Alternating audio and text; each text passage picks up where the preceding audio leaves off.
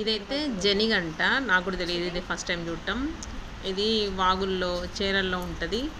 మా ఇంటి ముందున్న బర్రెలు, ఈ బర్రెలు వెళ్తాయి కదా, దానికి పట్టి వచ్చిందనమాట. వాళ్ళు చూడంగానే దాన్ని గుర్తుపట్టి జనిగ పట్టిందని.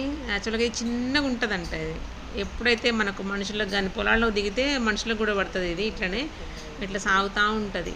ఏందో బ్లడ్ మొత్తం తీసి చాలా చిన్నగా కనబడుతుంది ఇది. కానీ వాళ్ళ బర్రెకు పట్టిన తర్వాత అదంతా బ్లడ్ తాగింది అది. కానీ దీనికి అదృష్టం ఏంటంటే ఎంత కొట్టినా కానీ చావదంట ఇది. ఓన్లీ ఆ బ్లడ్ బయటకు వస్తుంది కదా, మళ్ళీ తీసుకుపోయి దీన్ని నీళ్ళల్లో పడిస్తే మళ్ళీ యాజ్ టీజ్గా అట్లనే పాక్కుంటూ వెళ్తుందంట ఇది.